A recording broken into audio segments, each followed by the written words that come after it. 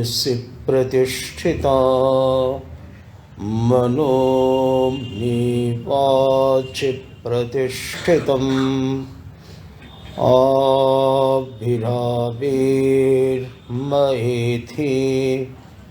वेदस्यमानस्थः श्रुतं मे मा प्रहासीः अनेनाधीतेन अहोरात्रान् सन्दधामि ऋतं वदिष्यामि सत्यं वदिष्यामि तन्मामवतु तद्वक्तारमवतु अवतु माम् अवतु वक्तारम् अवतु वक्तारम् ॐ निरतं करुणामयं नमामि चिन्मयं देवं सद्गुरुं ब्रह्मविद्वरम् अज्ञानतिमिरान्धस्य ज्ञानाञ्जनशलाकया चक्षुरुन्मीलितं येन तस्मै श्रीगुरवे नमः। सच्चिदानन्दरूपाय द्वैपायनो विरहकातरया जुहाव पुत्रेति तन्मयतया तरवो विनेदुः तं सर्वभूतहृदयं मुनिमानतोऽस्मि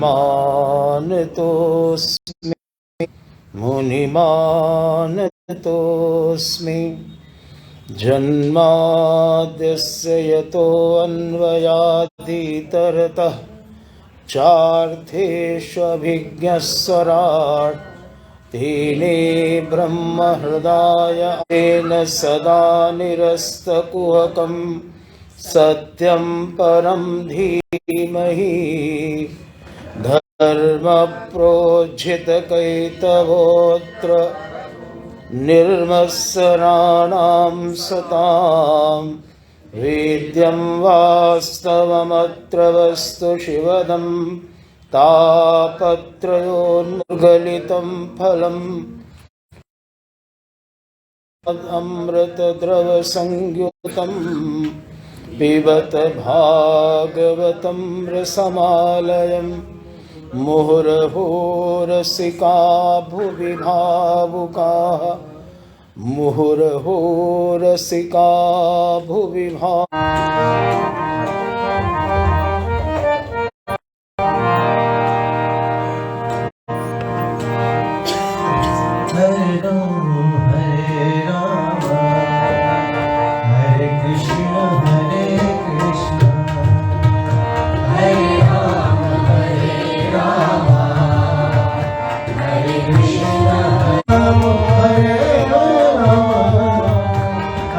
Krishna Hare Krishna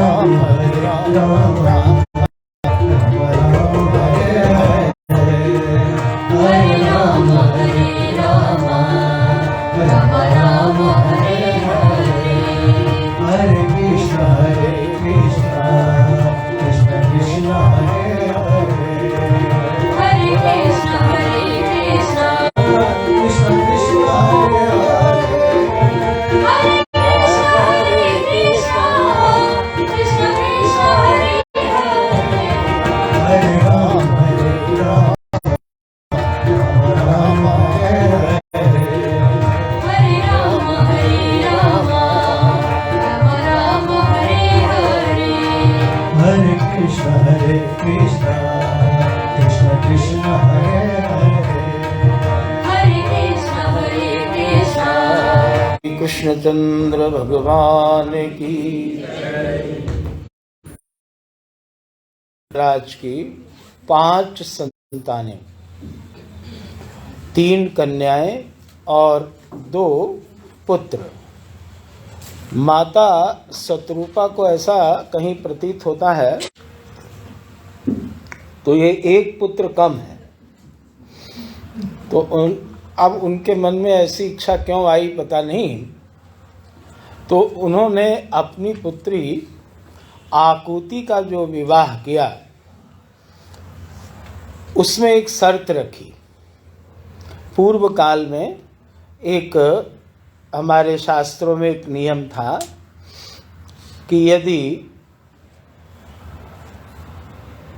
किसी को, जैसे माता पिता को पुत्र की अथवा संतान की आवश्यकता हो और वो स्वयं समर्थ नहीं है, तो वो अपनी पुत्री की संतान को ग्रहण कर सकते हैं। लेकिन ये बात पहले विवाह से पूर्व ये बतानी होगी, उसको बोलते थे पुत्रिका धर्म। तो ये आप उसको बहुत ही खराब शब्दों में कहें, नानी नहीं रहेंगे, वो उसके माता पिता कहलाएंगे। तो वो संतान किसकी होगी? वो कन्या की माता पिता जो होंगे उनकी संतान होगी और उसी का गोत्र चलेगा और तद अनुसार आगे की सारी बातें होंगी।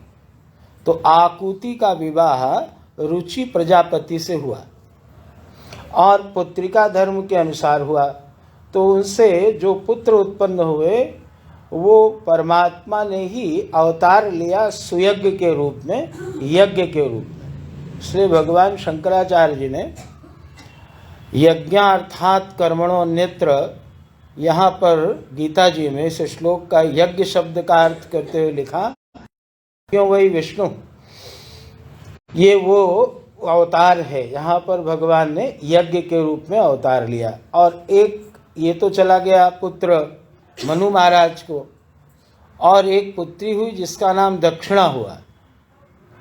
और जब ये लोग, तो यहाँ पर चतुर्थ स्कंद के प्रारंभ में जो पहला अध्याय है, आपके हाथ में पुस्तक है, तो उसमें पहले अध्याय में पहली बात यही है। तो पुत्रिका धर्म से विवाह हुआ और फिर उनका पुत्रिका धर्म से विवाह हुआ, उससे फिर यह व्यवस्था बनी, गोत्र बदले और फिर उनका विवाह आपस में यज्ञ और दक्षिणा का हुआ। और फिर उनके 10 पुत्र हुए, उनका सबका यहाँ पर विवरण है। ये जो पूरा अध्याय है इसमें बहुत सुंदर सुंदर बातें हैं। इसमें उन लोगों के जन्म की कथा है जिनके बारे में शायद हम सुनते रहते हैं। मरीचि आदि की कथा है। यहाँ पर जब आप पढ़ोगे तो बड़े अद्भुत अद्भुत बातें पता चलेंगी। किसका जन्म किससे हुआ, कैसा किसका संबंध था, ये नामों से भरा हुआ है अध्याय। तो इसमें मुख्य मुख्य बात मैं करता हूँ। माता देवहूति की जो 9 कन्याएं हैं उनका किसके किसके साथ विवाह हुआ और फिर उनके कौन कौन से पुत्र हुए। उनमें जो सबसे पहला नाम है वो है कला। उनकी जो पुत्री कला है उनका विवाह मरीचि से हुआ और उनके जो पुत्र हुए उनका नाम कश्यप हुआ। कश्यप, उन्हीं की फिर दिति, अदिति आदि पत्नियां हैं। उन्हीं से दैत्य और देवता दानव सब उत्पन्न हुए। तो ये मूल पुरुषों का यहाँ पर जन्म हमें बताया गया है। आप कभी अपना गोत्र अगर भूल जाएं तो आप कश्यप बोल सकते हैं। सभी का गोत्र क्या है? कश्यप गोत्र। अगर कभी कोई भूल जाए अपना गोत्र, याद अचानक ना आवे, तो फिर सीधा बोल दीजिए, और ब्राह्मण लोग बोल ही देते हैं। तो सभी के गोत्रों का अंतर्भाव इसमें है। यहीं पर अनुसूया नाम की जो कन्या है, हम तो मुख्य आपको बता रहे हैं, फिर आप पूरा तो पढ़ लेना, सभी का क्रम से है। तो अत्रि ऋषि की से उनका विवाह हुआ है, और यह कथा अनेक पुराणों में अनेक ढंग से आती है, कहीं कहीं बहुत रोचक रूप से भी आती है। एक जगह तो ऐसी कथा आती है कि एक बार नारद जी ने जाकर के, नारद जी का कार्य कुछ विलक्षण है, वैसे तो भगवान के मन है वो, अन्यथा न लेना। नारद जो है वो जो ज्ञान देने वाले हैं, नरस से दो अर्थ होते हैं इसके। नर के भीतर रहने वाला जो परमात्मा है उसको जो प्रदान कर दे उसको बोलते हैं नारद, और दूसरा अर्थ होता है हमारे हृदय में रहने वाले ज्ञान का जो नाश कर दे, और माने अज्ञान का नाश कर दे और हमें ज्ञान दे दे। तो ज्ञान देने वाले को नारद बोलते हैं, परमात्मा को प्राप्त कराने वाले को नारद बोलते हैं। लेकिन एक लीला उनकी कुछ ऐसी अद्भुत है, तो उससे कई बार लोग अपना नाम या अपने पुत्र का नाम नारद नहीं रखना चाहते, कहा यहाँ तक कि विभीषण भी नहीं रखना चाहते, जबकि ये परम भागवत हैं। विभीषण जी तो भागवत हैं, और नारद जी तो कैसे संत हैं, लेकिन समाज में कभी कभी ऐसा हो जाता। अब ये गए वहाँ, और ये तीनों देवियाँ उपस्थित थी, और उन्होंने कहा कि आज के समय में माता अनुसूया से बड़ी पतिव्रता स्त्री 14 भुवन में नहीं है। अब इन लोगों ने परीक्षा लेने की ठान ली, और परीक्षा में अपने पतियों को इन्होंने भेज दिया। अब उसमें शायद गृहस्थ आश्रम का ये सत्य होगा, आप लोग भली प्रकार जानते होंगे कि ये लोग मना नहीं कर पाए, और जब वहाँ गए तो इन्होंने जिस तरह का प्रश्न पत्र बनाया था वो रख दिया। ये वेश बदल के गए हैं तीनों लोग, और भिक्षा की याचना करते हैं। तो माता भिक्षा लेकर आती हैं, तो ये कह देते हैं कि हम भिक्षा जो लेते हैं वो बिल्कुल, कोई वस्त्र कोई पहने हो तो मैं नहीं लेता हूँ। माता जी ने देखा ध्यान से, ये कौन लोग हैं, तो देखा है तो त्रिदेव हैं। उन्होंने कहा आइए बैठिए, अभी आपको हम भिक्षा देते हैं। इन सभी को इन्होंने सद्याजात शिशु बना दिया, और फिर बढ़िया गोद में लेके सबको स्तनपान कराया। आप अच्छी भिक्षा लो, और फिर ये वहीं पालने में झूलते रहे। अब यहाँ नारद जी फिर पहुँचे, कहा माताओं वो सब तो बालक हो गए। तो ये तीनों लोग आती हैं, वो बहुत ही जबरदस्त कथा है। तो जब परिचय देती हैं तीनों लोग, कहा तुम कौन हो देवी? तो कहा हम आपकी बहू हैं। तो कहा आपके पति कहाँ हैं? कहा ये मेरे हैं, ये मेरे हैं। तो उन्होंने कहा उठा लो अपनी अपनी गोद में। तो वो चरणों में गिरी हैं, और तब माता जी ने उन तीनों को पुनः उनका रूप दिया, और वहाँ से फिर उन लोगों ने कहा माता अब हम एक एक अंश से आपके यहाँ रहेंगे। तो ब्रह्मा जी के अंश से सोम चंद्रमा, और शिव जी के अंश से दुर्वासा, और विष्णु जी के अंश से दत्त भगवान दत्तात्रेय। लेकिन श्रीमद् भागवत की कथा बहुत संक्षेप में है, और इसमें सीधा दिया उन्होंने कि माता अनसुईया के 3 पुत्र हुए, इन्होंने तब किया था। और यहाँ एक चीज़ और आई जो हमें कई बार मुश्किल में डालती है कि ब्रह्मा, विष्णु और महेश, इन तीनों का संबंध क्या है। तो जब अत्रि और माता अनसुईया ने तप किया तो ये तीनों प्रकट हो गए। तो वो प्रश्न करते हैं कि मैंने जिसको बुलाया था वो कौन है।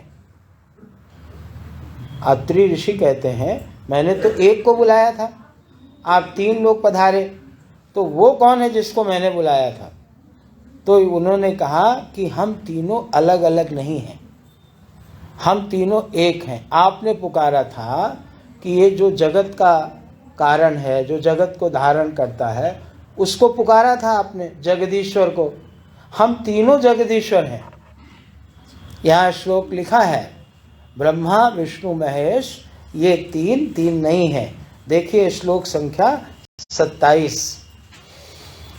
विश्वोद्भव स्थिति लयेषु विभज्यमानैः माया गुणैरनुयुगं विगृहीत देहा ते ब्रह्म विष्णु गिरीशा प्रणतोऽस्म्यहं वः तेभ्यः कैव भवतां मम इहोपभूतः।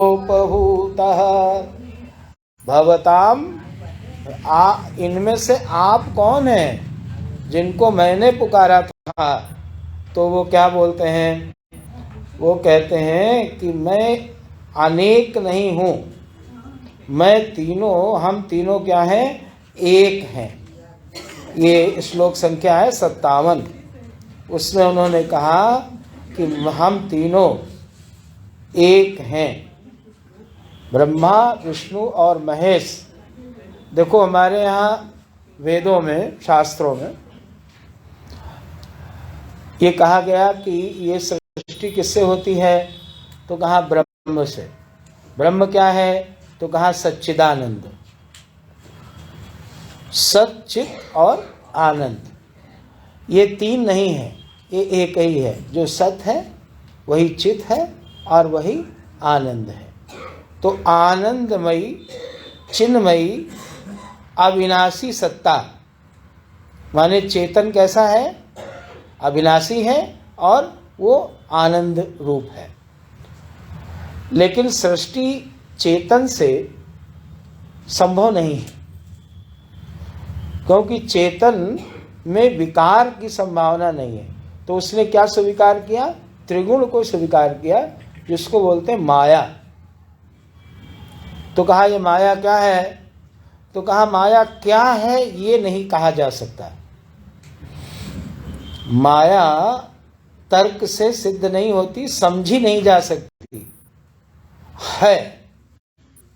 कहा क्यों है, क्योंकि जगत आपको दिखता है इसलिए है। स्वप्न आपको दिखता है इसलिए है कि है इसलिए दिखता है।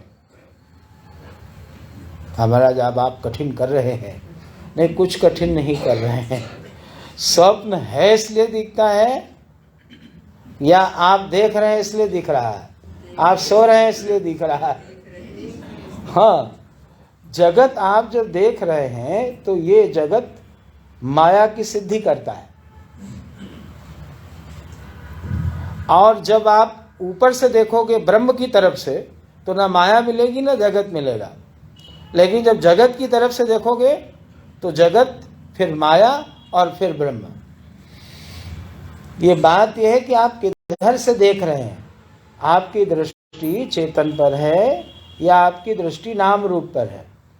अगर नाम रूप पर दृष्टि होगी तो आपको कहाँ पहुँचना होगा, माया में, और माया से फिर विवर्त रूप में पहुँचेंगे ब्रह्म में।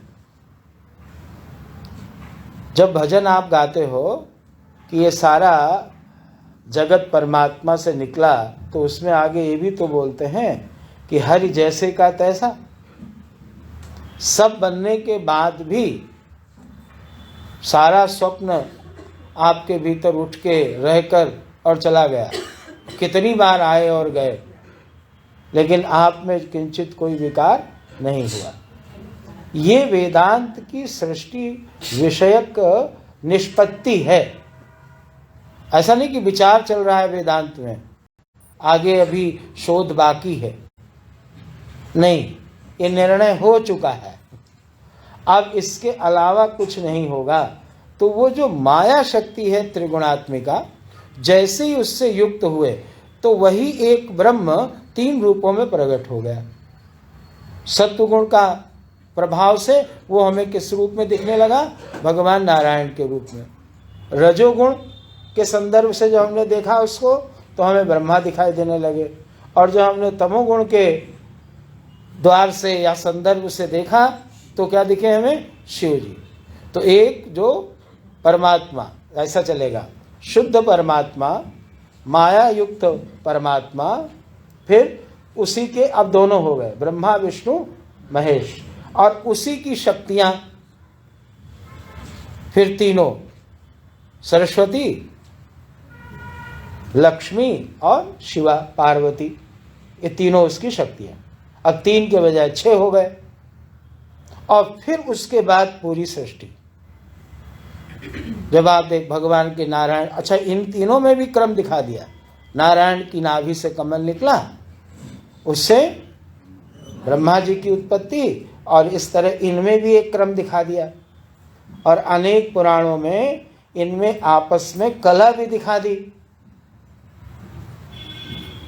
आते हैं ब्रह्मा जी और नहीं पाते हैं अपना कहीं पर भी, कहाँ से हम आए हैं, तो भगवान नारायण मिलते हैं। एक जगह तो ऐसा है कि वो जा कर के विनय से प्रणाम आदि करते हैं, एक जगह ऐसा है अपने पिता मानना ही उनको अस्वीकार कर देते हैं। सृष्टि में पहले पिता पुत्र में जो झगड़ा है वो यही है, और शिव पुराण में इसका बहुत सुंदर वर्णन है। वो कहते हैं तुम्हारे पिता है, वो कहते हैं हम नहीं मानते। ये बड़ा मुश्किल काम है। अगर कोई बेटा ये कह दे तो पिताजी के लिए तो बहुत ही मुश्किल है। ये भी तो श्रद्धा का ही विषय है ना।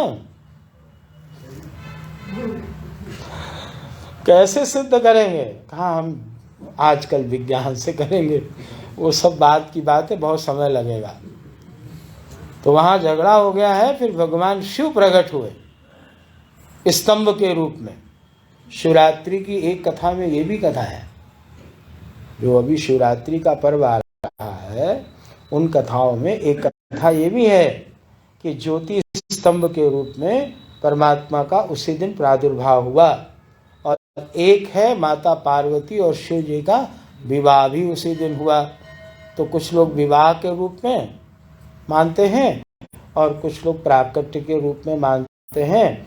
तो इस तरह से अगर कभी ये ऐसा लगे कि अनेक तत्वों से सृष्टि नहीं, मूल में एक चेतन परमात्मा है, उसी से सृष्टि हुई, और फिर ये सत्वगुण, रजोगुण, तमोगुण के रूप में ये हमारे सामने आए, और यहाँ तक फिर सृष्टि चलते चलते चलते ब्रह्मा जी ने फिर मरीच आदि ये सब प्रकट हुए, और इनसे फिर आगे ये सृष्टि प्रारंभ हुई।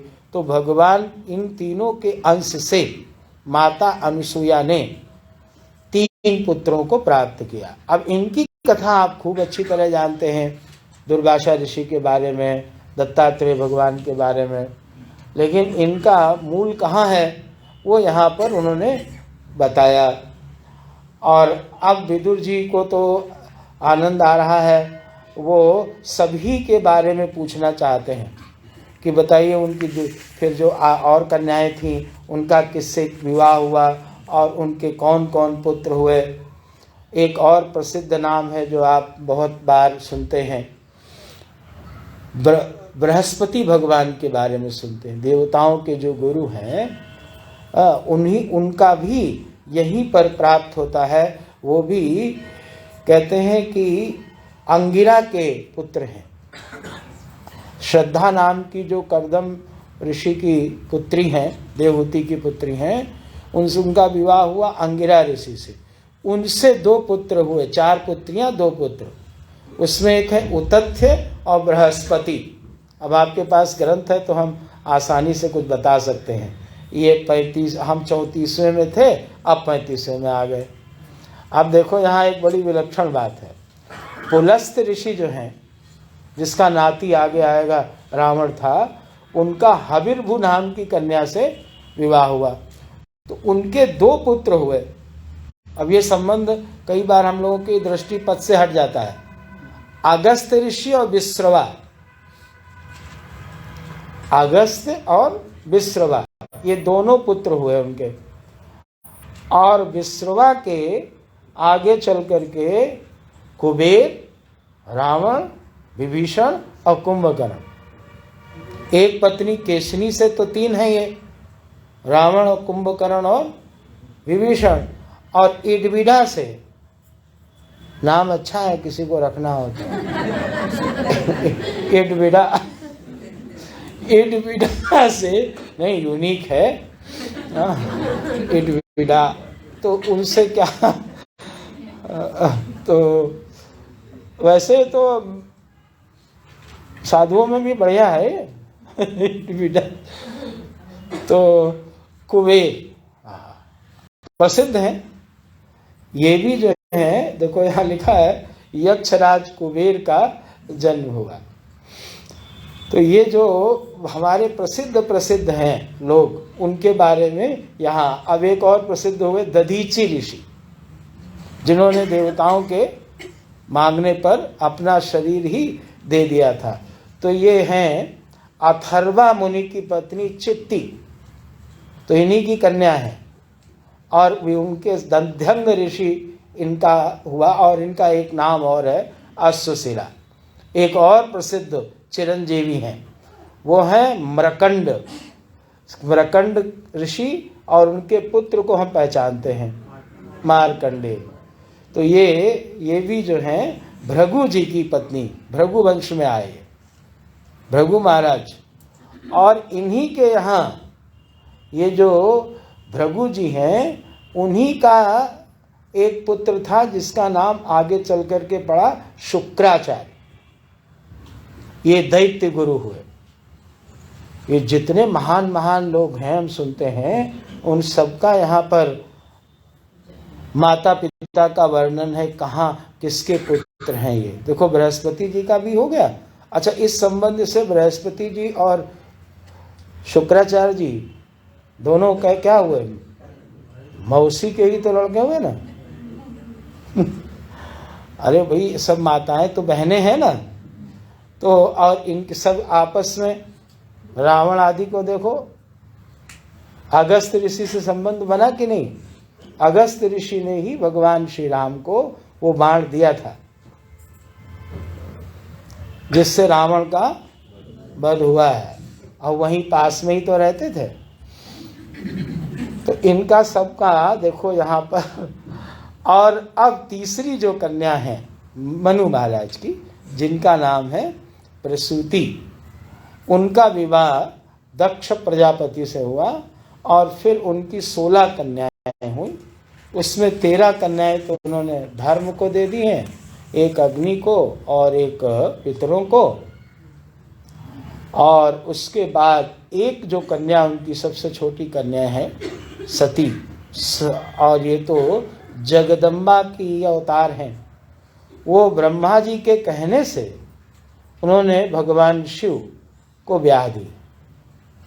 और यहाँ पर 65वें श्लोक में आकर के हमारे सुखदेव जी कहिए अथवा मैत्रेय जी, ये कथा भी बड़ी विलक्षण है। हम चले थे कहाँ से, शौनक जी सूत जी से प्रश्न करते हैं नैमिषारण्य में, और वो हमें ला करके कहाँ पहुँचा देते हैं, शुक्रताल में, शुकताल में। कहाँ? सुखदेव जी और परीक्षित जी।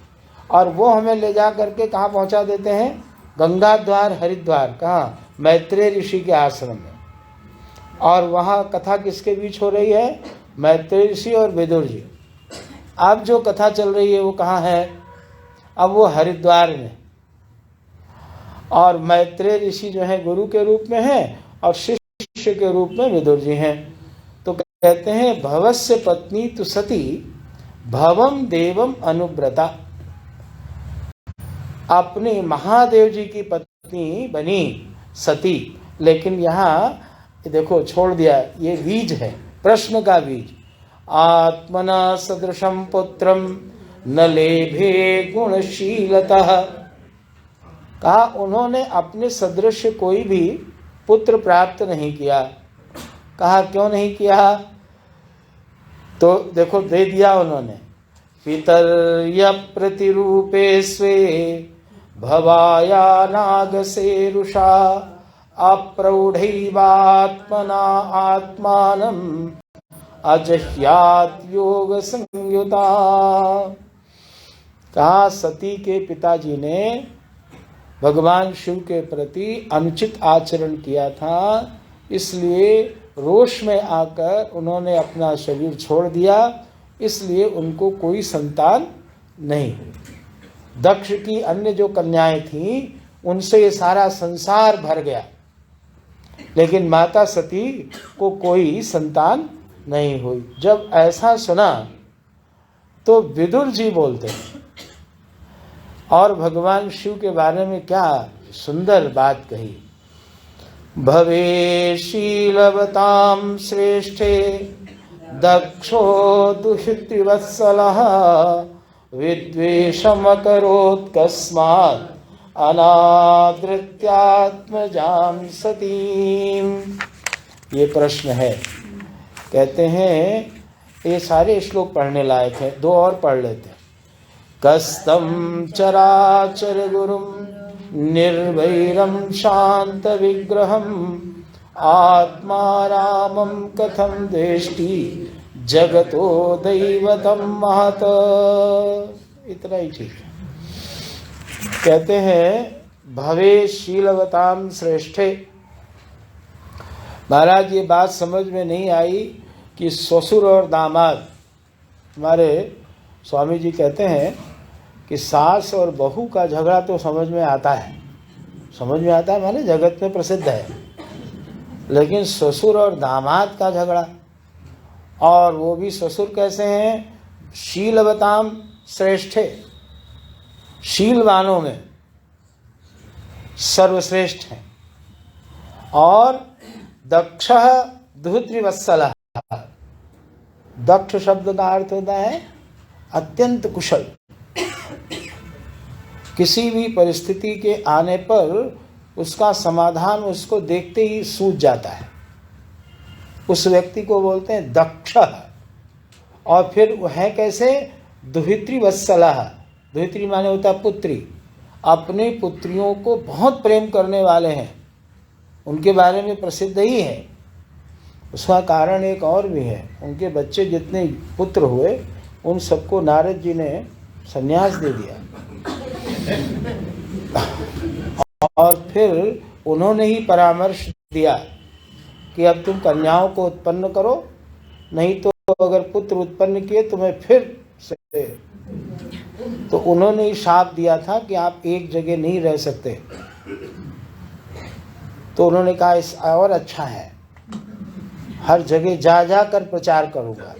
तो जितने भी प्रचारक हैं, धर्म शास्त्रों का, अध्यात्म शास्त्रों का प्रचार प्रसार करते हैं, तो ये दक्ष का ये शाप उनको भी लग जाता है।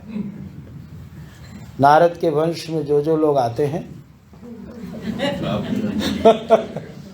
नारद वंशी माने जो जो प्रचार करते हैं अध्यात्म और धर्म का, वो एक जगह नहीं रह पाते, उनको जगह जगह जाना पड़ता है। और ये उनके लिए भूषणम न तो दूषणम, उनके लिए अच्छा है। एक जगह रहेंगे तो कितने लोग वही लोग होंगे, और बार बार एक ही आदमी को सुनने पर बहुत अच्छा डिश भी हो, अगर रोज खाना पड़े 365 दिन तो आप समझ गए हैं कुछ। कहा कुछ तो अंतर करिए, चाहे खिचड़ी ही खिला दीजिए तो ये बदल बदल कर बड़ा अच्छा रहता है। तो थोड़ा कुछ बदल दीजिए, कहा इसी से आनंद आ जाएगा, फिर शायद वही भोजन कल अच्छा लगने लगे। तो कहते हैं विद्वेषम अकरोत् कस्मात्, अनादृत्यात्मजाम सतीम। असल में बात यह है कि दामाद को एक कहावत बन गई समाज में। कहा महाराज वहाँ तो ऐसी खातिर हो रही थी जैसे दामाद की तरह रखा, दामाद की तरह रखा माने बहुत अच्छी तरह रखा। ये कहावत बन गई है जगत में। और कभी कभी बहुत पुरानी बात है, कोई अधिकारी, बड़े अधिकारी सिद्धवाड़ी में आए थे तो गुरुदेव ने मंच से ये बात कही थी। कहा यहाँ आप साधना करने, आप लोगों को मैं नहीं कह रहा हूँ, प्रकरण में रहिएगा, अपने ऊपर न लीजिए। ये प्रवचन में बड़ी सावधानी की जरूरत है, क्योंकि लोग परोक्षतया बोलते रहते हैं, कुछ कुछ व्यंग करते रहते हैं। नहीं, ये केवल इसलिए दामाद वाली बात पर मैं बोल रहा हूँ। तो कोई अधिकारी आए होंगे तो कुछ व्यवस्था में व्यवस्थापकों ने ठीक कार्य नहीं किया होगा, और यहाँ व्यवस्थापक भी साधक ही होते हैं,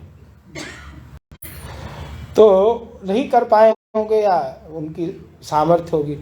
तब गुरुदेव ने बात कही थी कि आप हमारे दामाद लगते हैं क्या। तो इसका मतलब ये हुआ कि दामाद को लोग बहुत सावधानी से रखते हैं। तो हमारे गुरुजी कहते थे ये दामाद से प्रेम के कारण नहीं रखते हैं, प्रेम तो उनका अपनी बेटी से है, उनकी वो कमजोर नस वहाँ दबी हुई है, अन्यथा वो प्यार व्यार कुछ नहीं करते हैं। प्यार तो अपनी बेटी से करते हैं, उनको मालूम है कि इधर अगर कुछ दबाव होगा तो उधर भी दबाव जाएगा।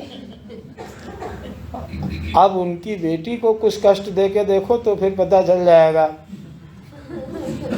प्रेम का हाल क्या होता है। तो बोलते हैं कस्तम चराचर गुरुम। आहा, भगवान शिव कैसे हैं, चराचर के गुरु हैं, निर्वैरम, किसी से उनको वैर नहीं है, शांत विग्रहम, आत्मा राम, कथम द्वेष्टि, जगतो दैवतम महत। कहा वो तो परम जगत के आराध्य हैं, वो शिव, नाम ही शिव है। भगवान के नाम देखो कैसे हैं, शिव कल्याण रूप, शंकर शंकरोति इति शंकरः, आशु तोषः आशुतोषः, क्षिप्रम शीघ्रम तुष्यति। ऐसे तो भगवान शिव हैं, उनसे विरोध कैसे हो गया।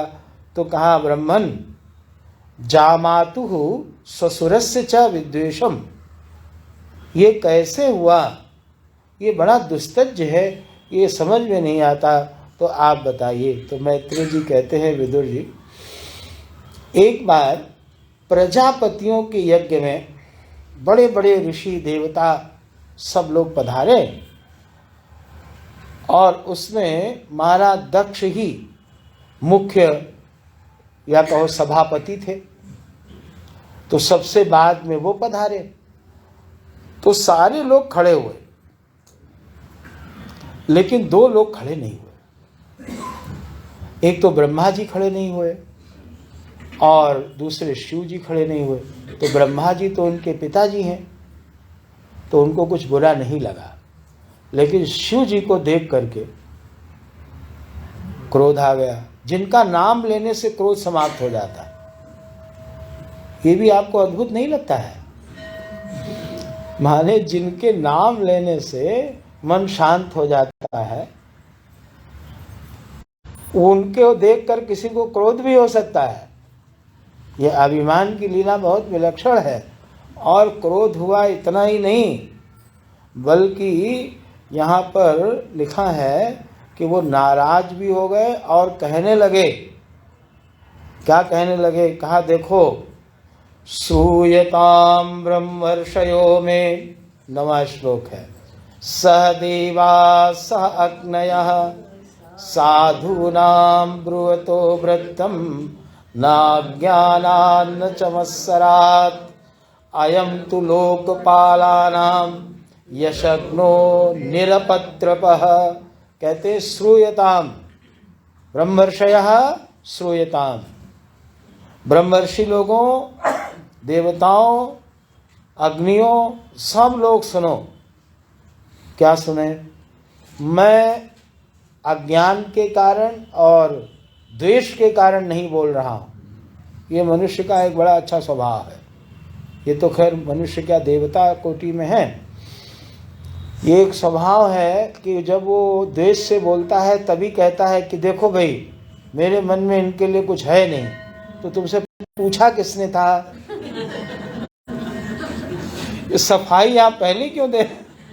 इसका मतलब है कि वो बड़ा संभाल के बोलना चाहता है, खूब है उसके मन में।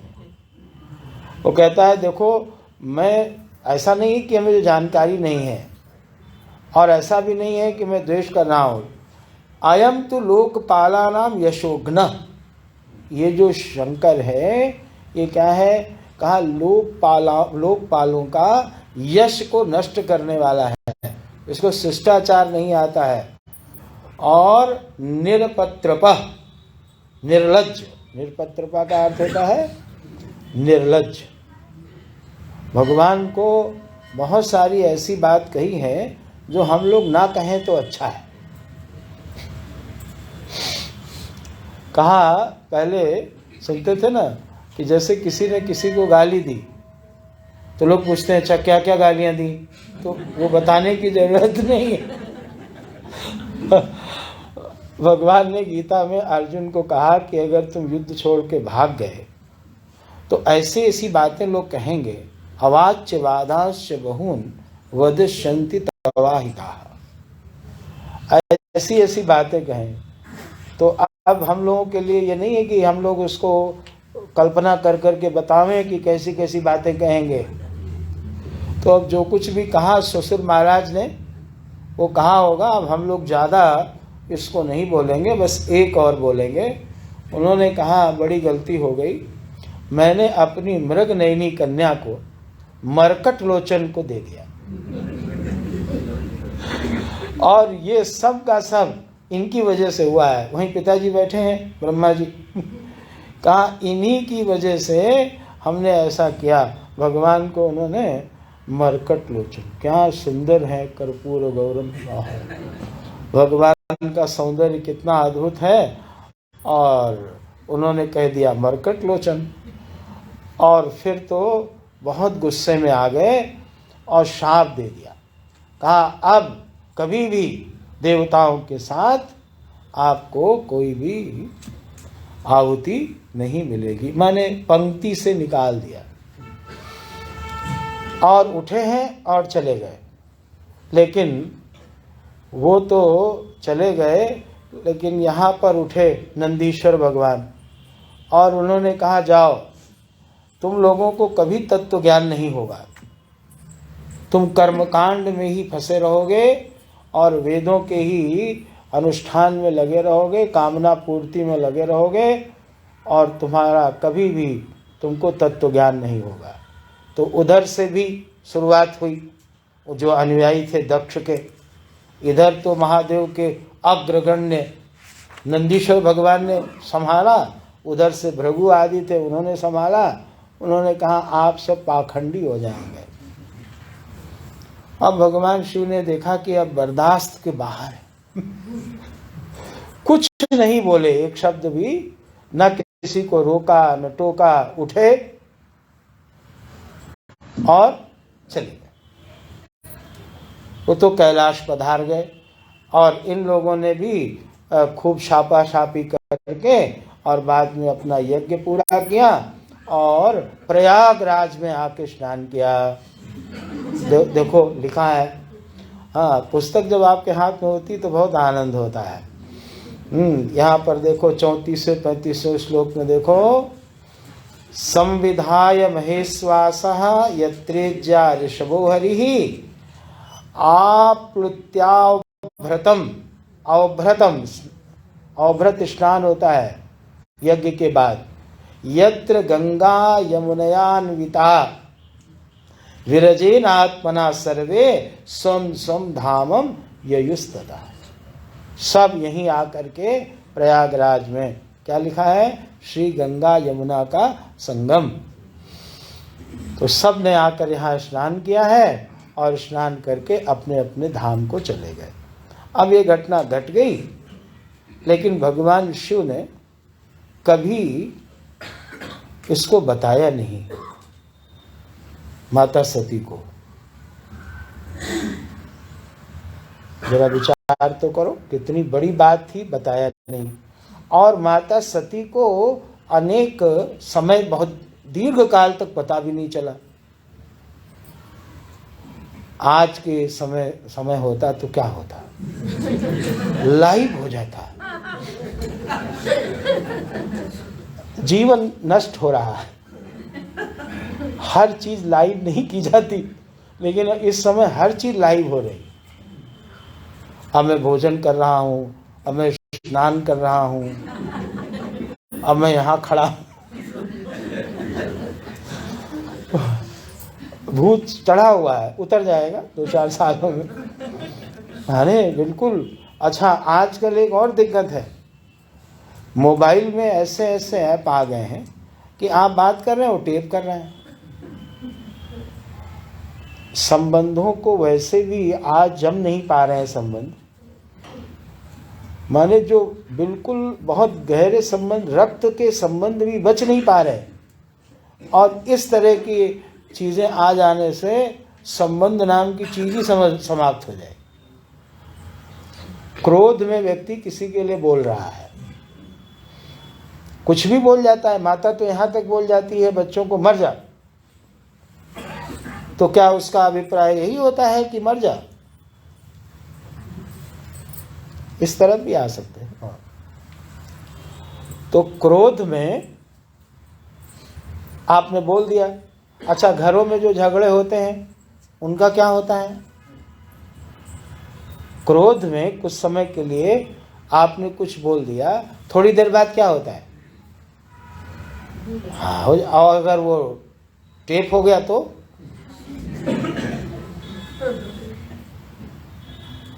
अब इस समय जिम्मेदारी ज्यादा है सभी पर। मुझे एक सज्जन का फोन मिला शरीर छोड़ने के बाद, नाम और नहीं बताऊंगा। वो सारे ही फोन उनके टेप होते थे। 3 साल के जितने फोन किए उन्होंने, वो सबको उन्होंने सुरक्षित रखा था। और उसमें इतना कूड़ा इकट्ठा कर लिया अपने लिए और दूसरों के लिए। मनुष्य तो काम क्रोध आदि से युक्त है, नाना विकारों से युक्त है। किसी समय उसको कुछ होता है, किसी समय कुछ होता है, फिर वो ठीक हो जाता है। तो अब इस समय यंत्रों का नियंत्रण आपको स्वयं करना होगा, और बहुत ही जीवन को कंटकाकीर्ण बना लिया है। अब बताओ, महादेव ने ये बात बताई नहीं और सती माता को पता नहीं चली। बताई नहीं है, बड़ी बात नहीं है, लेकिन उनको पता नहीं चली। इतनी बड़ी सभा की बात थी, नंदीश्वर भगवान ने वहां छापा छापी की थी, ये तो ब्रेकिंग न्यूज होनी चाहिए थी। 14 लोगों में फैलनी चाहिए थी। और देखो, कुछ भी पता नहीं चला। हुआ क्या कि इनको संतोष नहीं हुआ महाराज दक्ष को कि हमने उचित दंड नहीं दिया शिव जी को। तो इन्होंने एक यज्ञ का, यहाँ लिखा है वाजपेयी यज्ञ किया, फिर बृहस्पति 100 नाम का यज्ञ, महायज्ञ आरंभ किया। इन्होंने जिस यज्ञ में क्या नाम, बृहस्पति 100 नाम का, पहले वाजपेयी यज्ञ कर लिया उन्होंने, उसके बाद ये किया, जिसमें इन्होंने सारे ब्रह्मर्षि, देवर्षि, पितर, देवता, यहाँ लिखा है सपत्नीक, इसको जैसे आप लिखते हो ना अपने कार्ड में, सपरिवार, सपरिवार बुलाया। और सभी को इन्होंने किधर से बुलाया? वाया कैलाश। अब ये सब कहाँ से आए हैं? ऊपर। गोस्वामी जी लिखते हैं, माता जी ने व्योम में विमानों को देखा, और वहां पर भी ये नहीं था कि आप चुपचाप निकल जाएं। वहां गाना गाते हुए, वो भी गाना इतना मधुर कि मुनियों के ध्यान छूट रहे हैं, वहां लिखा है। माने बहुत व्यवस्थित साज-बाज भी था। और कहाँ से निकलना है? कैलाश के ऊपर से। तो माता जी ने पूछा कि ये लोग कहाँ जा रहे हैं? तो भगवान ने कहा, कथा सुनो, कहाँ जा रहे हैं, क्या करना है? आकाश है, इसमें विमान चलते ही हैं। लेकिन कितनी देर धैर्य रखे? जब वो सुबह से प्रारंभ हुआ है तो फिर वैसे तो जगदम्बा स्वयं है, लेकिन यहाँ तो लीला हो रही है तो बार बार पूछती हैं। तो भगवान ने कहा देखो आपके पिता के यहाँ यज्ञ हो रहा है, उसी में लोग जा रहे हैं। और जब ये सुना उन्होंने तो जितना कुछ धैर्य था वो भी पूरा हो गया। कहा पिताजी के यहाँ हो रहा है तो चलिए आप भी। तो उन्होंने कहा कुछ निमंत्रण वगैरह आया है? तो कहा निमंत्रण की क्या आवश्यकता है, हो सकता है ना आप आया हो या रह गया हो कहीं। और यहाँ लिखा है श्लोक संख्या 13 है, कथम सुताया पितृगेह कौतुकम निशम्य देह सुरवर्य नेंगते अनाहुताप्यभियन्ति सौहृदम भर्तु गुरोर्देह कृतस्य केतनम। 3 नाम लिए हैं। भर्तु माने पति, गुरोः गुरु, और देहकृत माता पिता, और च शब्द से ले लीजिए सुहृद, जो कोई भी लोग हमसे प्रेम करते हैं वो लोग। इनके घर में बिना बुलाए, क्या शब्द दिया? अनाहुता अपि अभियंती। और सहोदरम ऊपर भी है, उससे भी ले सकते हैं, चा से और भी प्रेमी जिनको लेना है ले लीजिए। तो अनाहुता बिना बुलाए आप जा सकते हैं। तो भगवान ने कहा देवी ये आप ठीक कह रही, ये उचित है। पिता के घर, गुरु के घर, और जो सहज मित्रता मानते हैं, प्रेम करते हैं, उनके घर आप बिना बुलाए जा सकते हैं। लेकिन अगर कोई विरोध मानता है, तदपि विरोध मान जहाँ तहाँ गए पुण्य कल्याण न हो। उन्होंने कहा अगर कोई ऐसा मानता है, यहाँ एक बड़ी सुंदर बात कही उन्होंने, वो श्लोक संख्या है आपके 17। उन्होंने कहा कुछ चीजें ऐसी होती हैं जो कलुषित हृदय में अगर चली जाए तो वहां जाकर के ना तो उसका कल्याण करती हैं ना दूसरे का कल्याण करती। आजकल इन चीजों पे बड़ा डिबेट होता है कि जहां जहां शास्त्र में ऐसे वचन आते हैं तो उनको ठीक से समझते नहीं। यहाँ देखो कितनी चीजों का नाम दिया, विद्या, तप, धन, शारीरिक बल, युवावस्था और उच्च कुल, ये 6 बातें हैं। कहते हैं अगर ये नीच पुरुषों में चले जाएं। अब आजकल एक बात और लगती है, जैसे नीच पुरुष मानो कलयुग में होते ही नहीं है। ऐसा कुछ हो गया है प्रजातंत्र में कि सब श्रेष्ठ ही होते हैं। तो फिर ये कलयुग नहीं होगा, फिर ये सतयुग होगा, क्योंकि सतयुग में ही सब श्रेष्ठ होते हैं। त्रेता से क्षरण होना शुरू होता है, अब कलयुग में तो बहुत दोष आ जाता है। कलुषित हृदय है जिनका, आप कलुषित हृदय का मतलब समझो, रजोगुण तमोगुण प्रधान चित्त को कलुषित कहते हैं। बहुत ज़्यादा परेशान होने की जरूरत नहीं है। जिनमें रजोगुण और तमोगुण ज़्यादा होता है वो कलुषित होते हैं। अब अगर उसमें विद्या पहुँचेगी, वैसे तो कठोर बात है, वैसी नहीं करनी चाहिए। अब कोई दृष्टांत देने में भी डर लगता है। मान लो अब आप अन्यथा नहीं लेना, केवल दृष्टांत है। सांप को बढ़िया शुद्ध दूध पिलाओ तो जहर बनेगा कि अमृत? भाई शुद्ध दूध है गाय का हृदय उसका शुद्ध कर देगा। अरे भाई उस सांप की गलती नहीं है, न दूध की गलती है, न पिलाने वाले की गलती। उसके अंदर जो जाएगा वो जहर ही बनेगा, क्योंकि वहाँ पर वही बन सकता है। लेकिन अब प्रश्न ये है कि हम नाना प्रकार के, अब शास्त्र को प्रमाण माना जाए कि लोगों को माना जाए। वो कहते हैं कि अगर ये 6 चीज़ें उसमें होंगी तो उसका अभिमान बढ़ जाएगा। जैसे एक नियम है, विद्या ददाति विनयम, विद्या से विनय आती। आपको किधर दिखाई देती है विद्या में विनय? अधिकांश लोगों में अभिमान आ जाता है। अभिमान आना ही इस बात का द्योतक है कि उसका चित्त उचित शुद्ध नहीं था, उत्कृष्ट चित्त में शुद्धता नहीं थी, तो इसमें कोई बात नहीं। तो उन्होंने ये कहा कि ऐसे पुरुषों के, अगर ऐसा कोई हो, कुटिल बुद्धि किसमें हो, विरोध आपसे मानता हो और आपको उसने बुलाया नहीं हो, अगर आप चले गए तो जो वो बोलेगा, वो जो वचन वो बोले, कठोर वचन बोलेगा, तो वो जो घाव होंगे ना, नीचे लिखा है कि घाव लग जाए अगर तो निद्रा आ सकती है, लेकिन अगर कोई वचन के घाव लग जाए और विशेष रूप से अपने से हो जाए।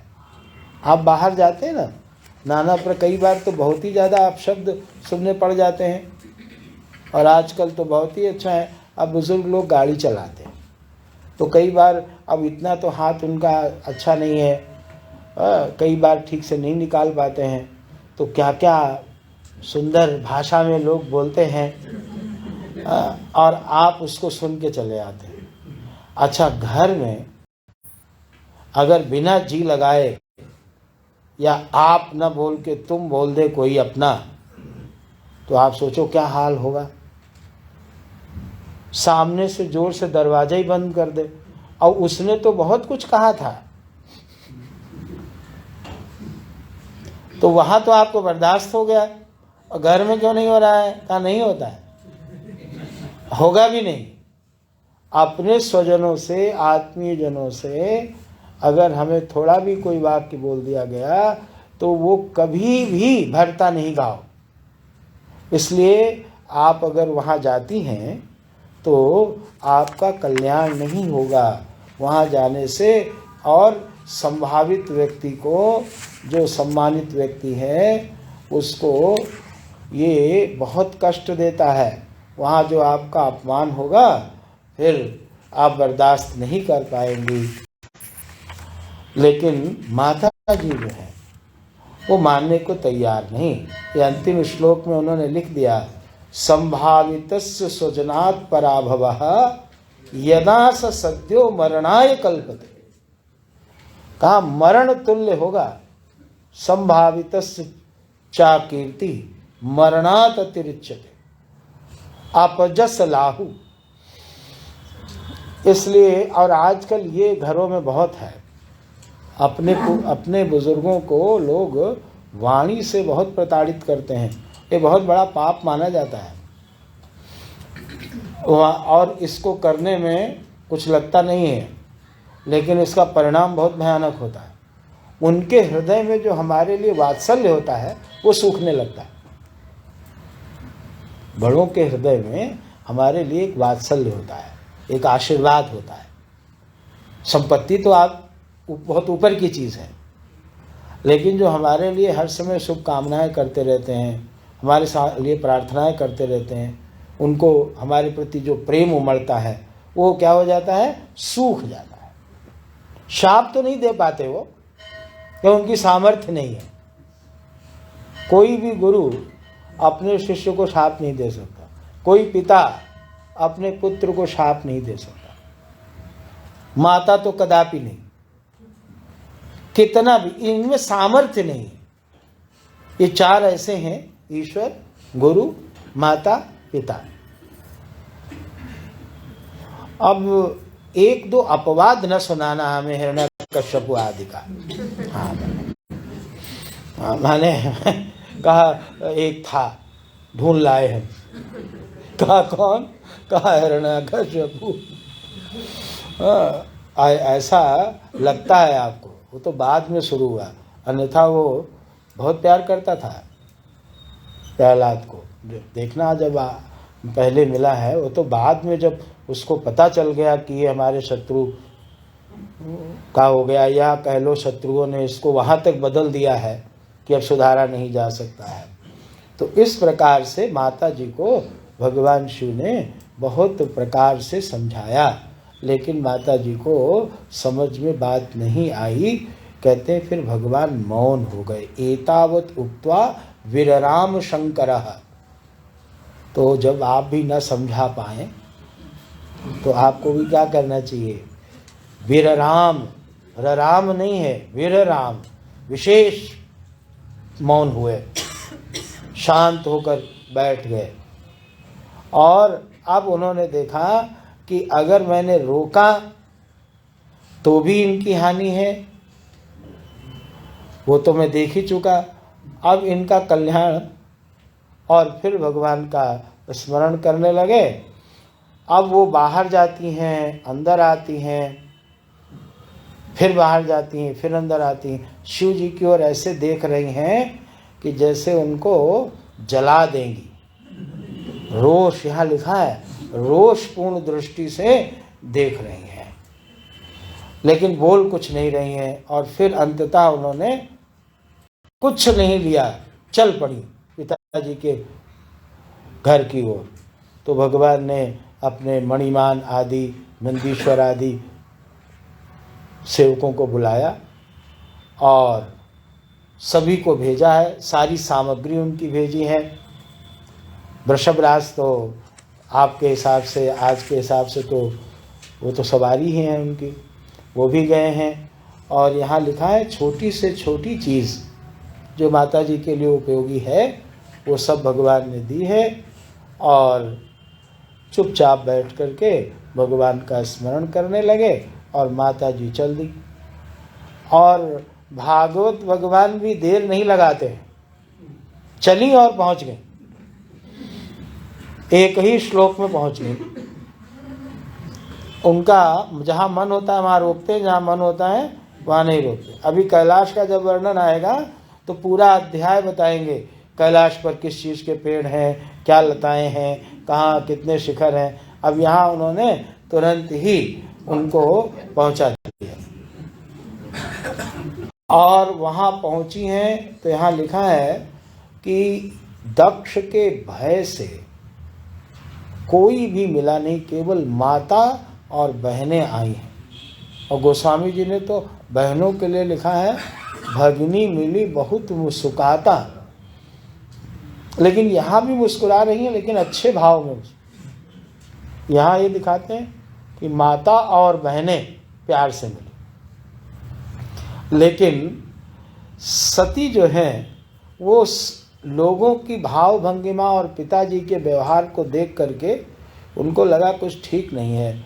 वो सीधे ही यज्ञ मंडप में पहुंची और जब उन्होंने सारे देवताओं का भाग देखा, स्थान देखा, शिव जी का कहीं स्थान नहीं है।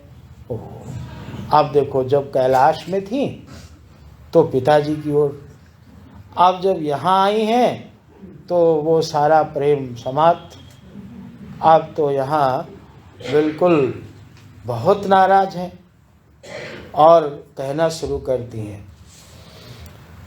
आप देखो, सती जी ने जो यहाँ पर बातें कही हैं, बहुत गंभीर बातें कही। शिव जी का तत्व भी इसमें प्रकट होता है। उन्होंने कहा, न यस्य लोके अस्ति अतिशायन, इस लोक में शिव से बड़ा कोई नहीं। और आपने उन्हीं का अपमान कर दिया। कौन है वो? देहभृताम प्रियम आत्मना, वो सभी प्राणियों की आत्मा है। वो तो दक्ष की भी आत्मा है, लेकिन वो उनको समझता है शिष्य, पुत्र, जामाता। लेकिन वो कौन है? तो कहा वो तो सभी के हैं, उनका कोई प्रिय नहीं, कोई अप्रिय नहीं। न ऋते भवंतम कतम प्रतिपयित, कहा आपके सिवा यहाँ कौन होगा जो उनसे द्वेष करेगा। ये साधु पुरुषों का तो है नहीं। ये श्लोक बहुत ही सुंदर। यद्वयक्षरम नाम गिरिरितम नृणाम सकृत प्रसंगात्मघमाशु हन्ति तत् 14वां है। पवित्र कीर्तिम तमलंघ्य शासनम भवान हो द्वेष्टि शिवम शिवेतरः। कहा बताइए, यद्वय अक्षरम नाम गिरेरितम नृणाम, शिव शिव शिव। ये हमारे गुरु जी ये नाम लिया करते थे। कभी कभी अचानक बाहर आ जाता था वो भीतर भीतर सदा लेते थे तो कभी कभी निकल जाता था, शिव शिव शिव शिव शिव शिव शिव ऐसा निकल जाता था। कहते हैं इन 2 अक्षरों को गुरुदेव नारायण नाम लेते थे, नारायण नारायण नारायण, उनका भी कभी कभी प्रकट हो जाता है। और जो अच्छी तरह नाम लेते हैं, धीरे धीरे नाम उनके श्वासों के साथ निबद्ध हो जाता है। तो जब वो सोते हैं तो उनका नाम चलता रहता है। इसलिए जब हम सोने जाते हैं तो अंतिम काम यही करें तो अच्छा है। अपने प्रभु का नाम लेते लेते सोवें तो एक बड़ा अच्छा काम ये होता है कि जितनी देर निद्रा काल रहेगा उतनी देर आपके अकाउंट में काफ़ी कुछ जमा हो जाएगा। और जब उल्टे पुल्टे चित्र देखकर सोएंगे, हाँ, तो जो जमा है वो सब निद्रा काल और प्रातः काल। एक और नुकसान होता है, जब रात्रि में हम ऊट पटांग काम करके सोते हैं तो सुबह वही याद आता है। अब इसका तो आपको अनुभव होता होगा, रात में जो सबसे अंत में करके सोते हैं, मान लो कोई ड्रामा कोई मूवी देखकर सोइए, तो जैसे ब्रश करेंगे तो मूवी याद आएगी, नहाएंगे तो याद आएगी। तो ये मन का स्वभाव है, जो अंत में वो ग्रहण करता है वो सुबह दे देता है। तो अगर इसी उसके स्वभाव का अगर हम प्रयोग कर लें तो एक मन का और स्वभाव है, कोई भी काम में आप उसको चाहो तो लगा सकते हो। तो कोई अच्छी आदत डलवानी हो तो उसको आवृत्ति करा दो। जैसे कोई चीज़ है हमें समझ में नहीं आ रही है या हम नहीं कर पा रहे हैं, तो उसको मन से कैसे करवाना है, तो कहा उसको बार बार हाँ आवृत्ति कराओ। इसका ये स्वभाव है कि जिस चीज़ को ये आवृत्ति करता है उसमें इसको मजा आने लगता है, चाहे वो चीज़ कितनी भी भयानक हो। दूसरा व्यक्ति परेशान हो सकता है और जिसने टेस्ट, आप इसको बोलते हो टेस्ट डेवलप कर लिया उसने किसी भी चीज़ में, तो इस मन का ये स्वभाव है। तो इस स्वभाव का, ऐसे ध्यान ही है एक साधना ऐसी है जो हम साधक लोग नहीं करते और बड़ी लाभप्रद है। वो क्या है? ध्यान। और ध्यान साधना ऐसी है, इसमें किसी की आवश्यकता नहीं है, किसी भी देश में हो, किसी काल में हो, कहीं हो कर सकते हैं। आलंबन कम से कम है, लेकिन प्रायः साधक जितने होते हैं उसमें अधिकांश साधक ध्यान से भागते हैं, या करते भी हैं तो ऐसे ही मैंने एक तरह का ऐसे ही है, ठीक ध्यान नहीं करते। उसका कारण क्या है? ध्यान की आवृत्ति कराओ मन को, एक ही समय पर एक ही तरह से उसको कुछ दिनों तक, 3 महीने कहते हैं कि अगर आवृत्ति करा दी जाए मन को तो पक्का संस्कार पड़ जाता है। और अगर 3 को 3 बार गुणा कर दिया जाए तो पक्का, बिल्कुल पक्का हो जाता है। और अगर आप मना भी करोगे, ट्रेन में भी होगे तो कहेगा अरे ट्रेन में क्या बैठा नहीं जा सकता है, बैठ लो। फिर आपको वो खुद कहेगा कि समय हो गया है, ध्यान नहीं करोगे। कहा तुम तो ध्यान करते ही नहीं थे। कहा नहीं अब हमें मजा आने लगा है। तो मन के इन सारे व्यवहारों को, स्वभावों को अच्छी तरह देखकर और उनका उपयोग कर लो। तो ये जो जप है, जप की साधना भी बड़ी विलक्षण है। जब कोई साधना नहीं होती, शरीर अत्यंत शिथिल हो जाए, कुछ ना हो पाए, तो भी जप हो सकता है। मैंने जिह्वा भी चल ना रही हो तो भी जप हो सकता है। तो जप की साधना को साइड में रख लेना चाहिए, क्योंकि अब शरीर का क्या भरोसा, कब तक काम आता है कि नहीं।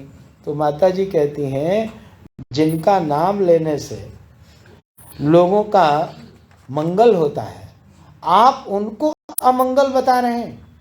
आपने उनके लिए ये कहा कि वो शमशान में रहते हैं, वो अस्थियां पहनते हैं, और इतनी निंदा की आपने। उनकी चरण, उनके जो शरीर पर लगी हुई भस्म है उसको ब्रह्मा जी लेते हैं, उसको देवी देवता धारण करते हैं, ऋषि लोग। और आपने क्या किया? वो कहती हैं कि यदि भूल से कोई निंदित वस्तु खा ले तो क्या करना चाहिए? कहा उसको वमन के द्वारा निकाल देना चाहिए। ऐसा नहीं कि कुछ लोग तो बहुत ही विचित्र हुए। एक लड़का मिला हमें अमरनाथ की यात्रा में। इस बार वो यात्रा करने का भगवान ने अवसर दिया तो वहाँ मिला वो। उसको ट्रेन में गलती से थाली बदल गई। वो शाकाहारी था तो पहला कौर उसने खाया तो उसको कुछ समझ में नहीं आया। तो उसने पूछा तो पता ये चला कि ये तो नहीं है, शाकाहारी नहीं है। तो कहा महाराज अब क्या करें? तो करना क्या है, उसको निकाल दो। नहीं खा लिया है तो अब क्या है, अब तो ठीक है। तो ठीक नहीं है, माने उसको निकालो और गंगा जल पियो, बात खत्म है। कहा नहीं अब तो हम भ्रष्ट हो गए हैं तो सब प्रकार से देखेंगे। कहीं कदाचित कहीं ऐसा हो जाता है तो देखो क्या लिखा है यहाँ, 18वां श्लोक है। कहते हैं जगधस्य मोहाधि विशुद्ध मंदसो। अगर कोई भूल से कोई निंदित वस्तु खा ली जाती है तो मनुष्य को वमन करके निकाल देना चाहिए। और इस प्रकार से यहाँ पर माता जी ने उनको बहुत सुंदर बात कही। उन्होंने कहा देखो यज्ञ याग आदि जो होती है ये प्रवृत्ति है और शम दम आदि ये निवृत्ति है। भगवान शिव निवृत्ति के आचार्य हैं। आप जो कर रहे हैं वो प्रवृत्ति है। एक रागी करता है। प्रवृत्ति कौन करता है? रागी। आपकी भाषा में बोलें तो कौन करेगा? जो कर्तृत्व का अभिमानी है, जिसमें कर्ता का अभिमान है। और दूसरा कौन है? विरागी, जिसका कर्तृत्व अभिमान शिथिल है। तो रागी करता है सकामी, और सरल कर लो, जिसमें कामना है वो करता है प्रवृत्ति, और जिसमें कामना नहीं है, निष्काम है, वो क्या करता है? वो निवृत्ति की साधना करता है। लेकिन शिव जी तो रागी और विरागी इन दोनों से ऊपर हैं। वो तो परब्रह्म परमात्मा है। मार्ग किसके लिए होता है? यात्री के लिए, साधकों के लिए। वो तो साधक नहीं है। वो आप झगड़ा किससे कर रहे हैं? ना वो रागी है ना विरागी है, परब्रह्म परमात्मा है। उनको किसी भी कर्म की आवश्यकता नहीं है, ना प्रवृत्ति प्रधान ना निवृत्ति प्रधान। और अब माता जी कहती हैं मुझे खेद है, अब मैं ये शरीर धारण नहीं कर सकती, क्योंकि आपसे उत्पन्न है। और कभी भगवान जरूर बोलेंगे, दाक्षायणी जरूर बोलेंगे। भगवान शिव उनको दक्ष के संबंध से दाक्षायणी कहते थे। तो मुझे बड़ा कष्ट होगा। और इस प्रकार माता ने अनेक प्रकार से भक्तर्चना भी की और शिव का स्वरूप का गायन भी किया। और फिर वो यज्ञ मंडप में ही बैठ गई हैं उत्तर दिशा की ओर मुँह करके, और आचमन किया, पीला वस्त्र धारण किया। और उसके बाद उन्होंने यहाँ जो विधि दी है ये हमारे भारतवर्ष में बड़ी प्रसिद्ध विधि थी शरीर छोड़ने की। अब ये विलुप्त हो गई, द्रोणाचार्य जी तक दिखाई देती है, बाद में भी कुछ लोगों में होगी।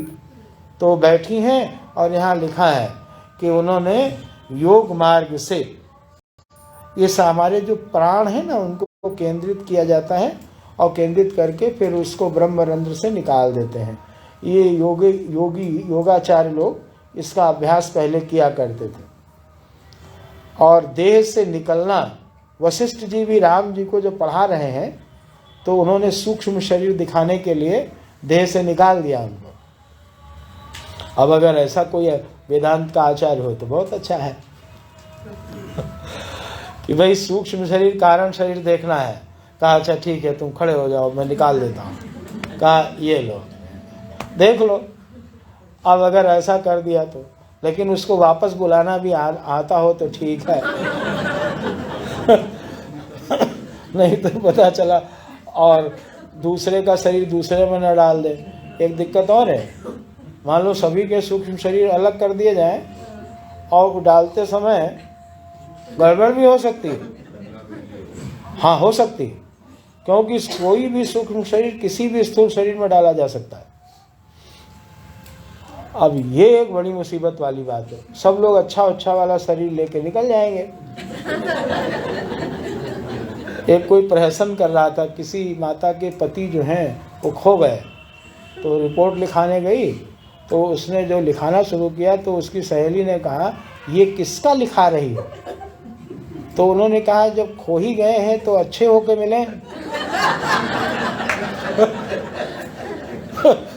तो उसने बड़ा बढ़िया लिखाया।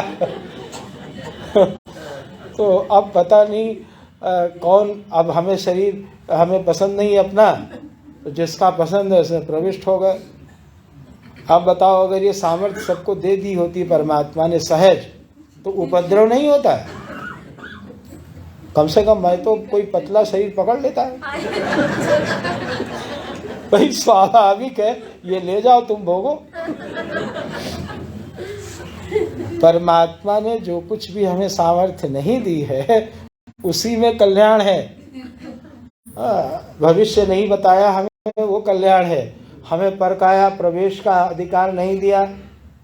अब ये वैज्ञानिक लोग पता नहीं किसी ने दे दे तो बड़ा उपद्रव होगा।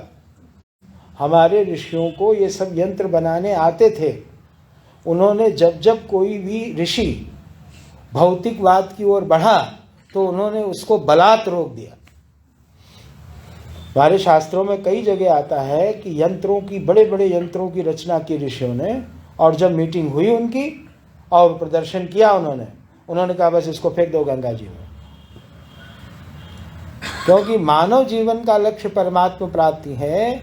अगर अधिक यंत्र आ जाएंगे तो यंत्रों में फंस करके वो अपने जीवन को नष्ट कर देगा। अब सबको अगर परकाया का प्रवेश का आ जाए तो क्या होगा? अरे घर में ही उपद्रव हो जाएगा। पिताजी ही अपने बच्चे का ले लेंगे, जवान वाला छोड़ देंगे अपना। और हमारे यहाँ शास्त्र में है ययाति का, वो कहेंगे ये रख, अब हम चलते हैं। जितने भी जबर लोग होंगे वो सब ले जाएंगे। चलो अच्छा है। अब माता जी ने तो आँख मूंद ली, बैठ गई और भगवान शिव का ध्यान किया है। सब कुछ उनके मन से निकल गया।